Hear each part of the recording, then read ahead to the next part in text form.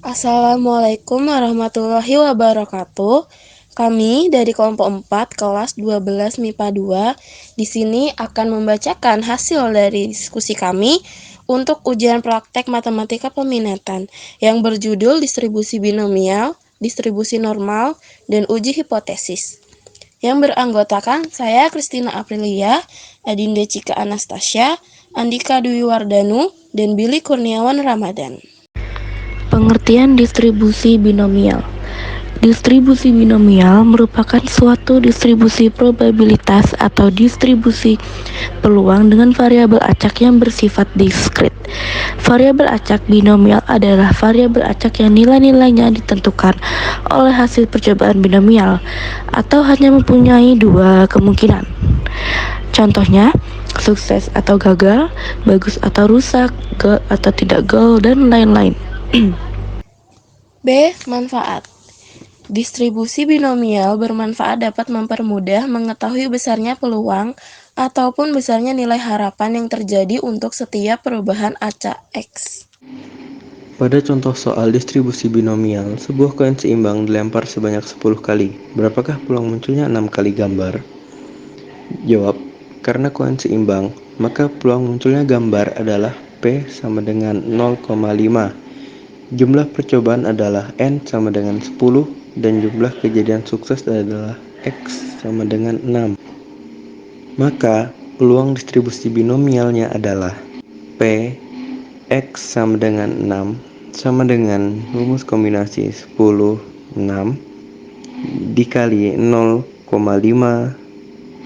pangkat 6 dikali 1 dikurang 0,5 pangkat 10 dikurang pangkat 6.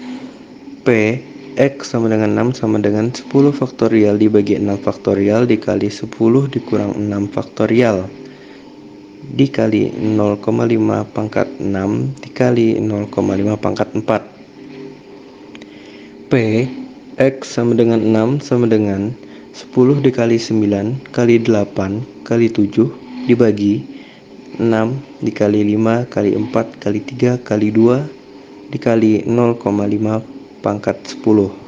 P X sama dengan 6 sama dengan 210 dibagi 720 dikali 0,5 pangkat 10. P X sama dengan 6 sama dengan 0,2050781125. Jadi, peluang munculnya 6 kali gambar dalam 10 kali lemparan koin adalah sekitar 0,205 atau 20,5%.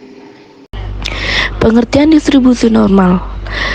Distribusi normal atau distribusi Gauss yang bersifat kontinu merupakan distribusi probabilitas variabel acak normal bergantung pada dua parameter yaitu rata dan simpangan baku. B. Manfaat.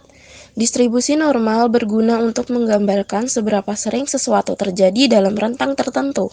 Contoh soal dari distribusi normal. Nilai ujian matematika siswa kelas 12 di suatu sekolah mengikuti distribusi normal dengan rata-rata 70 dan simpangan baku 10. Berapakah peluang seorang siswa mendapat nilai antara 60 dan 80? Jawabannya adalah, karena nilai ujian mengikuti distribusi normal, maka kita dapat menggunakan rumus distribusi normal untuk menghitung peluangnya. Namun sebelum itu, kita perlu menstandarkan nilai ujian menjadi variabel acak Z yang mengikuti distribusi normal baku dengan rata-rata 0 dan simpangan baku 0. Rumus untuk menstandarkan nilai ujian adalah Z sama dengan X dikurang mu per sigma.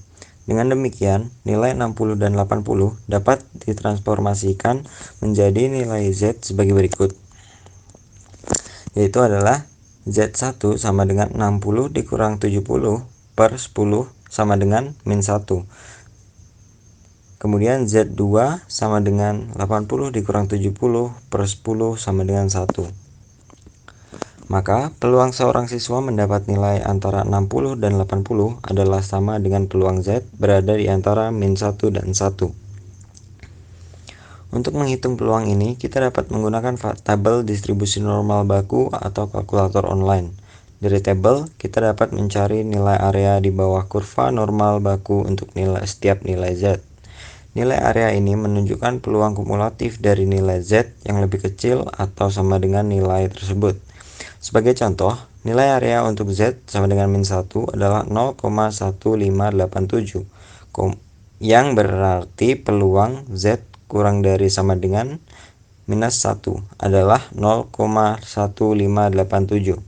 Demikian pula, nilai area untuk Z sama dengan 1 adalah 0,8413, yang berarti peluang Z kurang dari sama dengan 1 adalah 0,84313. Untuk mencari peluang Z berada di antara min 1 dan 1, kita dapat mengurangi peluang Z kurang dari sama dengan 1 dengan peluang Z kurang dari sama dengan minus 1.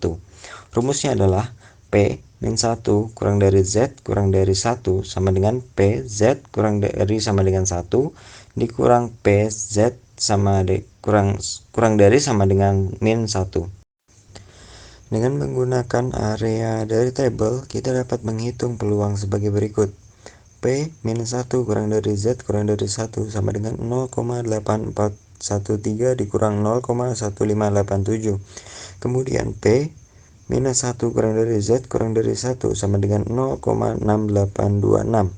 Jadi peluang seorang siswa mendapat nilai antara 60 dan 80 adalah sekitar 0,683 atau 68,3%. Yang terakhir ada pengujian hipotesis. Pengujian hipotesis merupakan sebuah langkah atau prosedur yang digunakan untuk menguji suatu pernyataan secara statistik dan digunakan untuk menarik kesimpulan apakah pernyataan tersebut dapat diterima atau ditolak. B. Manfaat. Uji hipotesis bermanfaat untuk memberikan batasan serta memperkecil jangkauan penelitian, untuk membantu mengarahkan peneliti pada kondisi fakta serta hubungan antar fakta, sebagai alat untuk memfokuskan fakta menjadi satu kesatuan utuh, sebagai panduan untuk menguji serta menyesuaikan fakta dan antar fakta. Pada contoh soal uji hipotesis, sebuah perusahaan mengklaim bahwa rata-rata gaji karyawannya adalah 10 juta rupiah per bulan.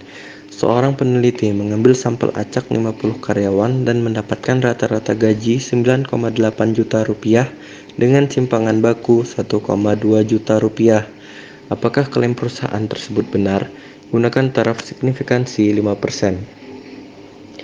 Jawab, langkah pertama adalah menentukan bentuk hipotesis, karena kita ingin menguji apakah rata-rata gaji karyawan sama dengan 10 juta rupiah. Maka kita menggunakan uji dua arah. Hipotesisnya adalah hipotesis 0, rata-rata sama dengan 10. Hipotesis alternatif, rata-rata tidak sama dengan 10, di mana rata-rata adalah rata-rata gaji populasi. Langkah kedua adalah menentukan taraf signifikansi. Karena soal memberikan taraf signifikansi 5%, maka A sama dengan 0,05. Langkah ketiga adalah menghitung nilai uji statistik. Karena ukuran sampel lebih besar dari 30, maka kita menggunakan uji Z. Rumusnya adalah Z sama dengan mean dikurang rata-rata 0 per S per akar N, di mana mean adalah rata-rata gaji sampel, rata-rata 0 adalah rata-rata gaji hipotesis 0, S adalah simpangan baku sampel, dan N adalah ukuran sampel. Mengganti nilai-nilai yang diketahui, kita dapat menghitung Z sama dengan 9,8 dikurang 10 per 1,2 per akar 50. Nilai Z sama dengan negatif 1,18. Langkah keempat adalah menentukan daerah kritis dan aturan penolakan. Karena kita menggunakan uji dua arah, maka daerah kritis terletak di kedua ujung kurva normal. Nilai kritis dapat dicari dari tabel distribusi normal baku atau kalkulator online.